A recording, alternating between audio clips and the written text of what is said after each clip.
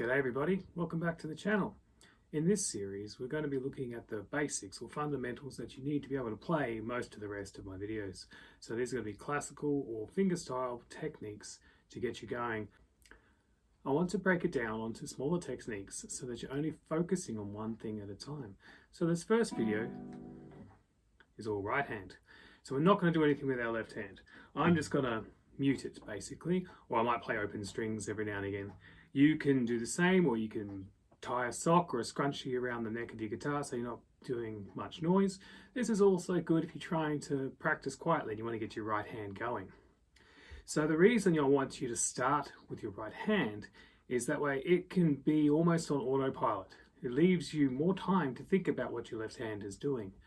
In saying that, when you're playing more complicated music and things start to go wrong, it's generally the right hand that's doing something funny. But we can look at that in individual pieces.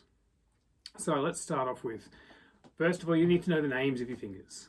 Right, so you've got P for thumb, I for index, M for middle, and A for your auxiliary or ring finger.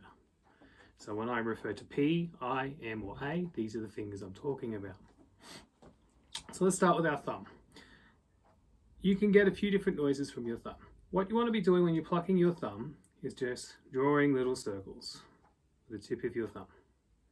So it's not really an up-down thing, it's a circle thing, because you have to push into the string and then away. So I like to start off with by planting my I, M, and A fingers on the G, B, and E strings, just so I've got a nice solid foundation. You don't need to do that. Some people would like to put their pinky down. This is just a nice starting point, and it gets you ready for block chords and arpeggios later. So just on the E string, I want you to experiment a bit also with the angle of your thumb, because you can get, that's a fleshy sound. If you angle your thumb a bit, you can engage the nail and you get, and anywhere in between of combinations, depending on what you want to do. But the important thing is getting that circle. So if you see there,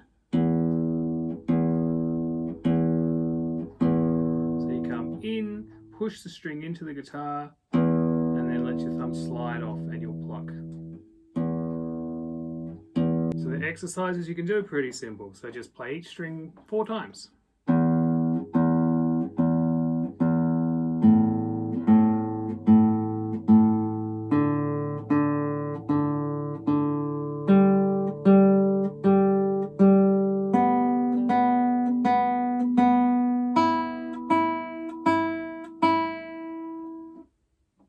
So that's the first basic thing to do. Just go up and down, circles with your thumbs on all of the strings. Eventually you'll want to do string skipping and other techniques, but to start off with, just get your thumb going. Up and down. Most of the time your thumb's going to stick to the wound strings, but don't limit yourself, because there are times where you're going to be playing your thumb up on the nylon strings as well. So that's why when you start off with, just go through all the strings. Now the other thing you have to think about is the pivot of your arm when you're going. Some people, they'll go up and down with their arm, and some people just pivot on the spot. Whatever works for you. They do give you different sounds, because depending on where you pluck the string, you get a different sound. Further back, you get what's called ponticello. Further up, you get sol tasto. Generally with your thumb, you want to keep it just above the sound hole.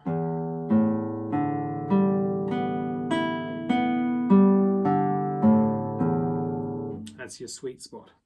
So that's the thumb. Practice that, get really comfortable, your thumb knows where all the strings are, and you just play up and down. Now we'll get into the fingers. There are several things you'll be doing with your fingers. You're either going to be playing melodies, block chords, or arpeggios. So let's start with the melodies. So melodies are generally going to be played with I and M. Sometimes you throw A in, depending on what you're doing. That's why it's called auxiliary. So I, M, I, M, I, M, I, M. So you just want to walk with your fingers. Now to pluck, what you want to think about is the tip of your finger being a paintbrush. It's not a claw that comes in and grabs the string and plucks it, like really digs into it. It should touch the string and then give way and then flick over like a paintbrush. Yeah? So you have a nice flexible joint here in the end. So this is what happens when you dig in and claw and not have a flexible finger. You get it really twangy. You're not getting a good string vibration, and when you let it go, just flying over it, nice and silky. You can hear the difference, and that just comes down to the way the string's engaging with the soundboard.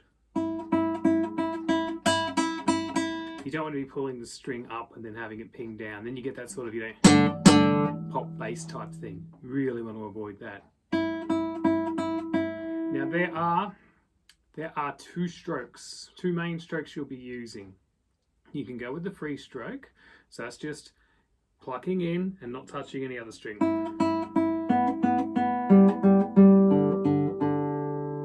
That should be the majority of your playing.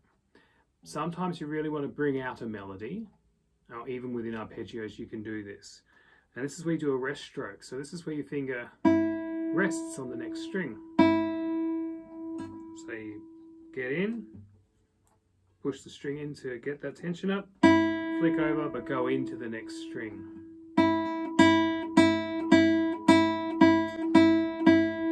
So that gives you a more solid sound. So you get, or, and you'll be thinking, why won't I use rest stroke all the time? Depending on what you're playing, you can. Good for melodies, but if you're trying to play arpeggios, it's going to ruin the arpeggio because you won't have that sustain happening. So we're going to do the same exercise as we did with the thumb now, but with the fingers. So you're just going to play each string 4 times.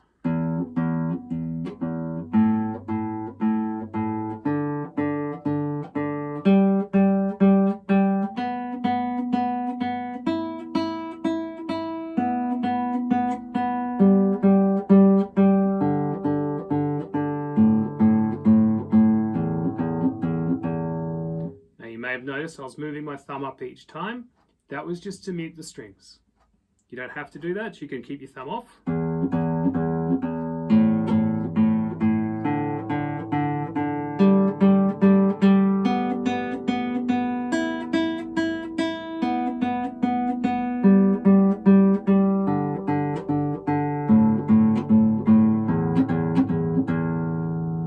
Leave your thumb free to be able to play other things. But sometimes it's just nice to have that stability of your thumb always being there. So that was all free stroke. Now let's try it all with rest stroke.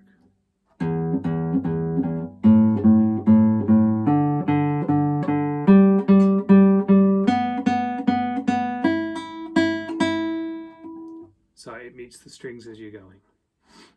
So that is your basic way to play melodic lines. I am. You're not always going to do alternate fingering like that. You can also, depending on the piece, it should be written in if it's different. So now let's look at arpeggios. So arpeggios, same idea, it's all going to be free stroke, but you're just going to have a combination where generally one finger plays one string. So we're going to bring our thumb back in and we're just going to play the 6/8 pattern, very common. So you're going to do a thumb note.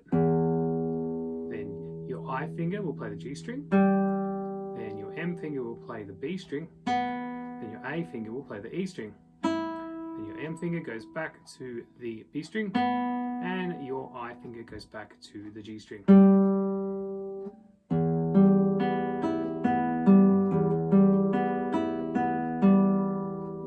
And with this one, you'll want to alternate what's happening with your bass.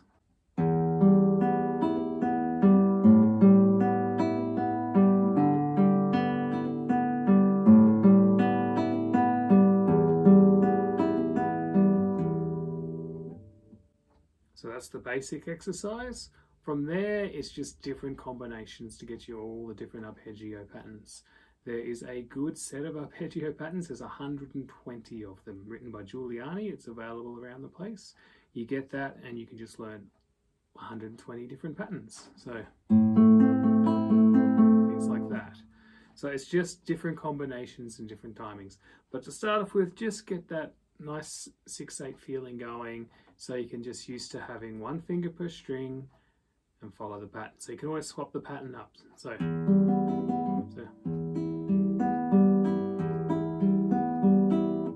come up with your own patterns, be original. So that's arpeggios. So arpeggios lead into block chords. So you've got now used to one finger per string. So put all your fingers down. So as we did before, I on G, M on B, A on E, and have your thumb on the E string here. So instead of going one at a time, we're just going to pluck them all at once.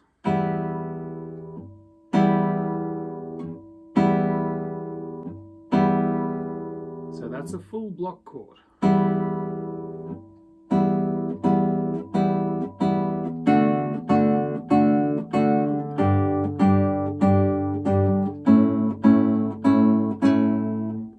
Gives you that effect. And from there you can reduce how many fingers you've got to the point where you've got a pinch. So you can take away the A finger and you've just got 3 notes instead of 4. And when you only have 2 fingers, it doesn't always have to be I, it can be I or M. And that's when you start getting the things where you can have, you know. So it's very useful. That's I and P, I and thumb. But if we go M and thumb, it leaves our I finger free to do.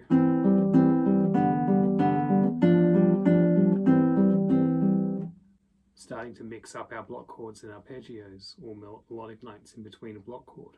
And that's when we start making more interesting music. So what I want you guys to do is to practice these 3 different things.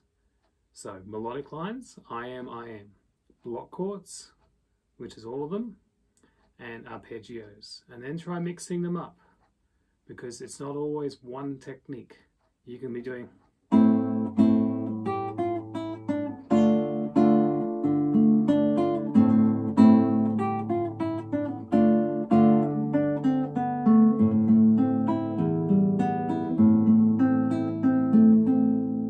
mix them up, and that's when you start getting music. But just practice these right hand techniques first. And once you've got those down pat, you can then start thinking about what's happening with your left hand. And once you get those mixed together, you're making music. Well, I hope you've enjoyed this video. Make sure you follow the series as it's coming up, and also check out my other videos, because that way you can actually apply this to music, learn some pieces. Until next time, don't forget to subscribe, give the video a thumbs up if you like it, and I'll see you then. Bye.